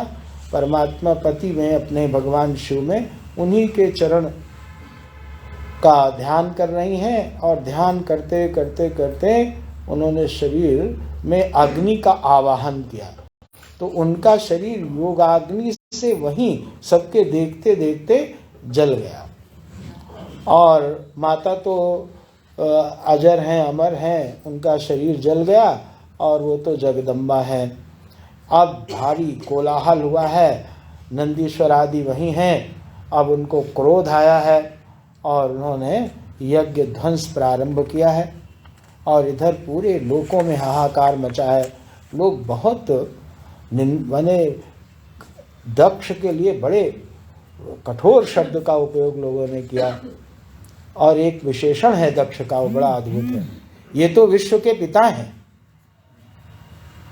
जितनी भी संतानें हैं वो सब इन्हीं की हैं, फिर भी इन्होंने अपनी सबसे अच्छी संतान का ध्यान नहीं दिया और सभी लोग निंदा कर रहे हैं। और जब ज़्यादा उपद्रव बढ़ा है तो यहाँ पर विघ्न बहुत पड़ गया। तो भृगु महाराज ने आहुति दे करके ऐसे देवताओं को उत्पन्न किया जिन्होंने रुद्र जो आए थे सेवक, उन सबको भगा दिया।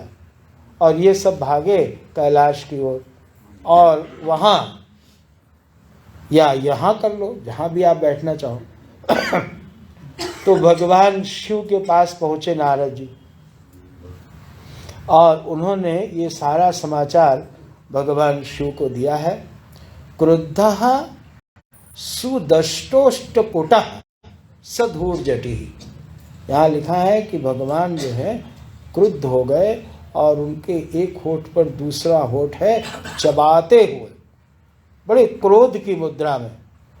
उन्होंने अपने सिर से एक जटा निकाली और पत्थर पर पटकी है, तो उसी समय वहां से उन्हीं के सदृश एक स्वरूप प्रकट हुआ और उनको बोलते हैं वीरभद्र। ये भगवान शिव के सदृश ही हैं। इतने विशाल हैं कि लग रहा है कि जैसे आसमान को छू लेंगे, और 1000 भुजाएं। और इनका जो स्वरूप है गले में, उसी तरह जैसे भगवान के गले में मुंडों की माला होती है, माला है, हाथों में तरह तरह के अस्त्र शस्त्र हैं, तो बोलते हैं तम किम करोमीति। भगवान को नमस्कार करके बोलते हैं कि आज्ञा दीजिए हे भूतनाथ, क्या करें, हे भूत भावन प्रभो आप आज्ञा दीजिए।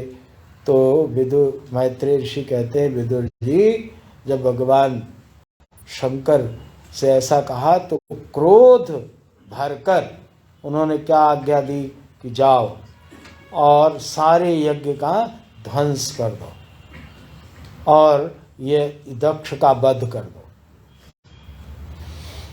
तो यहाँ गर्जना करते हुए लोग चले हैं। शिव पुराण में इसका बहुत विस्तार है, किस तरह से वीरभद्र और बाकी लोग कैसे चले हैं। और इधर जब ये लोग चले तो इतनी धूल उड़ी है, तो यहाँ लोग कह रहे हैं कि अभी तो गोधूली बेला नहीं है, ये धूल कहाँ से आ रही है। तब दक्ष पत्नी जो प्रसूति हैं वो बहुत व्याकुल होती हैं और वो कहती हैं हमारी निरपराधा कन्या सती का जो अपमान हुआ है वही अब भगवान शिव का कोप बन करके ये आ रहा। ये ऐसी सब लोग कल्पना कर ही रहे थे कि वो पहुंच गए हैं लोग, और अब उन्होंने तो तोड़ फोड़ शुरू की, वो सारा यज्ञ ध्वंस कर दिया है। और इनके जो प्रधान गण हैं भगवान के, एक मणिमान है, उन्होंने भृगु ऋषि को पकड़ा, बांध लिया, दाढ़ी वाड़ी सब नोच ली है। और महाराज पहला ये ऐसा प्रसंग है जहाँ ऋषियों को भरपूर पिटाई हुई है उस देवताओं की भी खूब पिटाई हुई है। कारण ये है कि ये लोग कहीं न कहीं पूरी तरह शामिल हो गए। कहाँ? भगवान शिव के अपमान में। ब्रह्मा जी नहीं गए, भगवान विष्णु नहीं गए, और इन्होंने पूरा काम किया। सत्ता के साथ मिलके इन्होंने बड़ा आनंद भोगा। अब देखो इनको पड़ रही है। वीरभद्र ने दक्ष को पकड़ लिया, पूषा को नंदीश्वर भगवान ने पकड़ लिया, और भग देवता को पकड़ लिया। चंडीश ने पूषा को और नंदीश्वर भगवान ने पकड़ा है भग देवता को। ये चारों का यहाँ नाम लिया गया। बाकी जितने ऋत्विज सदस्य हैं वो छोटे छोटे लोग थे। अब दाढ़ी मूछ नोच ली गई। यहाँ लिखा है, बड़े आराम से लिख रहे हैं भागवत भगवान, कि जब वो शापा सापी चल रही थी तो ये अपनी दाढ़ी पर, जिनकी दाढ़ी बड़ी हो जाती है, मैंने बहुत प्रयास किया, कर नहीं पाया तो वो विचित्र लगने लगती है, भयानक लोगों को डराने लगती है। कुछ लोगों को ये देख लेना चाहिए कि हमारी दाढ़ी दूसरों को कष्ट तो नहीं दे रही है अगर अच्छी लगे तो बढ़ाओ। हमारे गुरुदेव की बहुत अच्छी लगती थी, बढ़ाओ। किसी की अच्छी लगती है तो बढ़ाओ, लेकिन अगर अच्छी न लगे तो कम से कम अत्याचार नहीं करना चाहिए अब आप घंटों उनके सामने बैठेंगे तो बहुत कष्ट होता है। अब जिनकी बढ़िया दाढ़ी होती है वो बीच बीच में ध्यान देना। हाँ, और इन्होंने क्या किया, दाढ़ी सहला रहे थे, बीच में मूछें भी ऐंठ रहे थे जब महादेव जी का उपहास हो रहा था। इसलिए अगर आज हमें दंड नहीं मिल रहा है तो चिंता नहीं करनी है। ये घटना तो तब की है जब उपहास किया था इन्होंने, और मूछें ऐंठ रहे थे।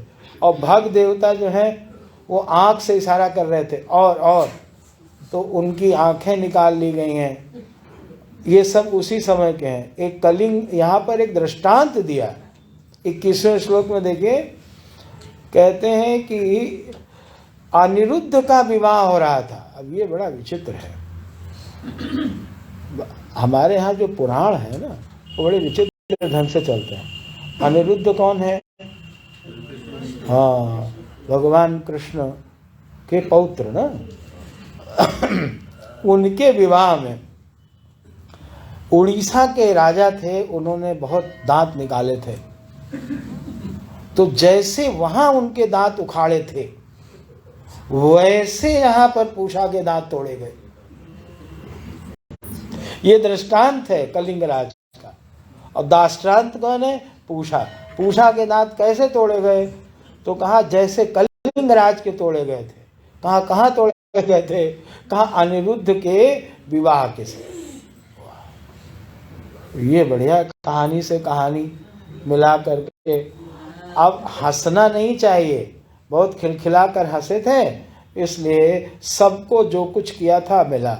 अब तो महाराज दक्ष को बार बार वो मारना चाहते हैं और उसका सिर कटता ही नहीं है। तो फिर वो ले जा करके जैसे बलि देते हैं, उस स्थान पर ले गए और वहाँ कुछ व्यवस्था नहीं होगी, तो उनका सिर काटा है और दक्षिणा अग्नि में स्वाहा कर दिया, यज्ञ की अग्नि में ही डाल दिया और बस यज्ञ की पूर्ण आहुति हो गई। और सारे लोग कैलाश चले गए। और यहाँ पर ये जितने इतना मारा है इन लोगों को कि इनके सबके हाथ पैर टूटे हुए पड़े हैं। अब ये सब इकट्ठे होकर के कहाँ जाते हैं? ब्रह्मा जी के पास स्तुति करते हैं, बचाइए अब क्या होगा। तो वो कहते हैं कि चलो वहीं चलो। कहा मैं अकेले नहीं जाऊं, आप साथ में चलो। तो अब देखो, उनकी तो भार्या का शरीर शांत हुआ है, लेकिन भागवत भगवान जो दिखा रहे हैं वो भगवान शिव का जो स्वरूप दिखाया है उन्होंने, परिस्थिति कैसी भी हो, लेकिन उस परिस्थिति के प्रभाव से वो प्रभावित तो अवश्य हुए, लेकिन उसमें डूबे नहीं। ये हम लोगों के लिए भी थोड़ा सीखने की बात है। कारण यह है कि जो जगत है इसमें संयोग और वियोग ही रहता है। जो संयोग होगा उसका वियोग होगा। हम सभी लोगों का संबंध बना है, कुछ दिन रहेगा और फिर चला जाएगा, चाहे व्यक्ति हो और चाहे वस्तु हो। परिस्थिति आज अच्छी है, कल थोड़ी सामान्य होगी और सामान्य होगी, फिर अच्छी होगी। तो सम विषम तीन स्थितियां बनती हैं। एक सम स्थिति है, एक विषम स्थिति है, एक सम विषमा मिलजुली है। तो निरंतर ये प्रवाह चलता रहेगा।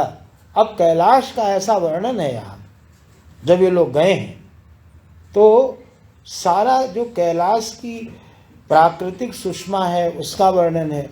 ऋषिगण वहाँ बैठे हुए हैं, नारद जी प्रश्न कर रहे हैं, तत्व विषय प्रश्न हो रहा है और ये चर्चा चल रही है।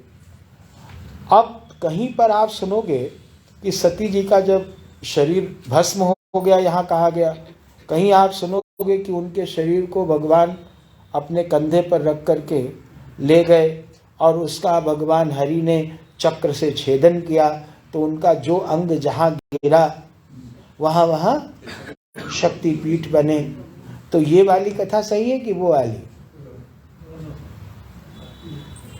जो लोग कह रहे हैं कि दोनों सही हैं, वही सही है। अब दोनों सही हैं तो इसका मतलब है कि ये अलग अलग समय में घटित हुए। ये पाचन इतना गरिष्ठ है कि दयानंद जी महाराज जैसा संत ये कहा कि चलो लौट चलो वेदों की ओर। सनातन धर्म के लिए पाचन शक्ति बहुत चाहिए, और वो पाचन शक्ति आ सकती है, एक तो आसक्ति ना हो, और दूसरी बात ये है हाँ कि अगर आप एक बात समझ लो, इन सारी कथाओं का प्रयोजन अगर आपके मस्तिष्क में बना रहे, सभी कथाओं का एक ही प्रयोजन है, एन केन प्रकारेण हमारे मन को प्रभु में लगाना। चाहे वो इतिहास बताकर लगाया जाए, चाहे वो रूपक बनाकर लगाया जाए, रूपक माने बनाई हुई कथाएं, और इतिहास माने घटी हुई कथाएं। और कल्प भेद तो हमारे यहाँ होता ही है। वही जो युग है, जैसे आपके साल बदलते हैं वैसे युग भी बदलते हैं। सतयुग, त्रेता, द्वापर, कलयुग, अब 4 बीत गए, तो उसके बाद फिर क्या आएगा? फिर सतयुग आएगा। जैसे आपके साल आपको समझ में नहीं आ रहे हो तो महीने समझ लीजिए, दिन समझ लीजिए। अब आज रविवार है तो आगे 7वें दिन क्या होगा? तो रविवार को आज जो आपने कपड़े पहने हैं, कोई जरूरी है अगले रविवार को वही पहने हैं? तो झगड़ा कर दे कोई, नहीं हमने तो धोती में देखा, तो हमने ऐसे देखा। और आज आपका जो मूड है, हो सकता है उस दिन कोई और अवतार हो, क्या भरोसा। और लिखा तो यही जाएगा कि रविवार को ऐसा। इसी तरह कल्प भेद से ये कथाएं होती हैं। अब मनुष्य की बुद्धि बहुत विचित्र है, हर कल्प में वैसे क्यों होती है, अलग अलग क्यों नहीं होती? इसी भाव को लेकर के लोग एक एक किताब लेकर अलग हो गए। ये जितने भी धर्म हैं, ये जब निकले यहाँ से तो क्यों निकले? इसी तरह की परेशानियों से निकल गए।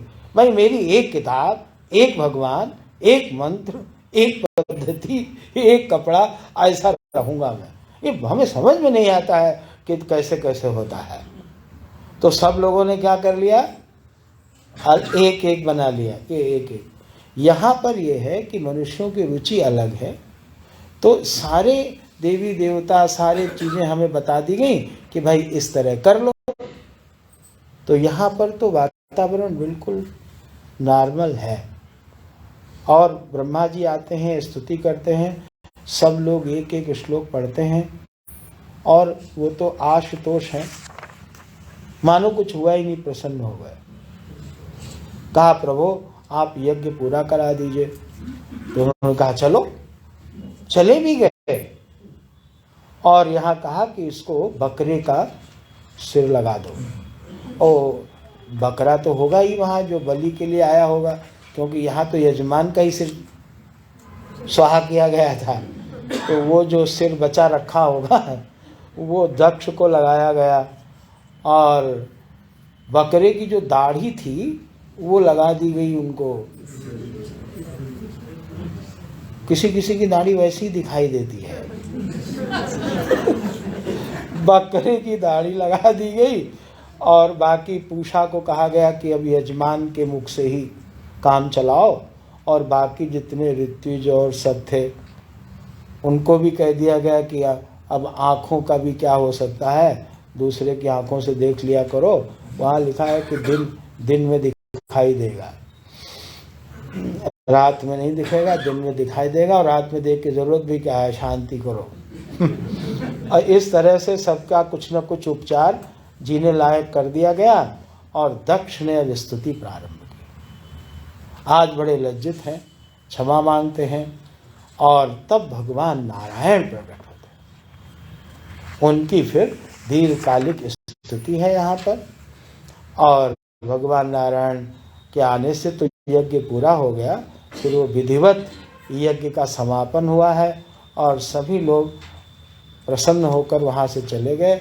और माता ने कहाँ, हिमालय के यहाँ जाकर के मैना के गर्भ से पार्वती के रूप में जन्म ले लिया।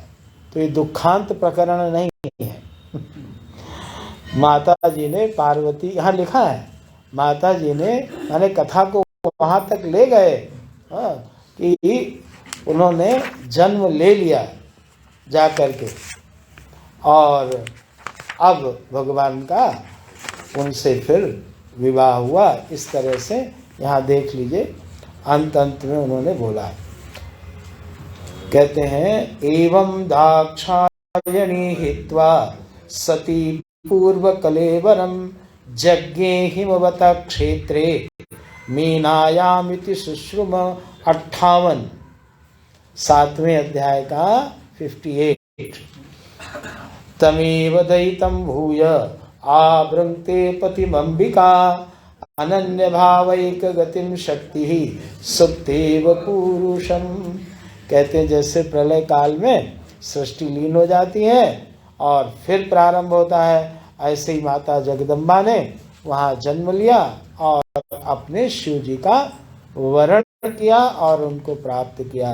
विदुर जी, ये शिव जी का चरित्र मैंने बृहस्पति के शिष्य परम भागवत उद्धव जी से सुना था, जो मैंने आपको सुनाया। और कहते हैं ये चरित्र यश बढ़ाने वाला है, आयु बढ़ाने वाला है। अब इसका कुछ खास अर्थ है जो हम लोग कल देखेंगे, अभी तो समय हो गया। ये एक बड़े ही शास्त्रीय, इसमें एक आपस में तर्क है। एक हमारे यहाँ होता है जैसे प्रवृत्ति मार्ग, निवृत्ति मार्ग। एक दक्ष प्रजापति प्रतिनिधि हैं प्रवृत्ति मार्ग के और शिव जी हैं निवृत्ति मार्ग। अब आपके मन में भी आता होगा कि कितना हम जगत के लिए, संसार के लिए काम करें और कितना अपने मोक्ष के लिए करें। तो ये झगड़ा निरंतर चलता रहता है। वो शाश्वत जो झगड़ा है उसकी बात चल रही है और ये बाहर की बात नहीं, भीतर। तो प्रवृत्ति और निवृत्ति का तत्व क्या है, इनका रहस्य क्या है, कल प्रारंभ के समय ही इसकी चर्चा करके फिर हम ध्रुव महाराज के प्रसंग में प्रवेश करेंगे। बोले सच्चिदानंद भगवान की। कुछ गा लीजिए, एक भजन गा लीजिए।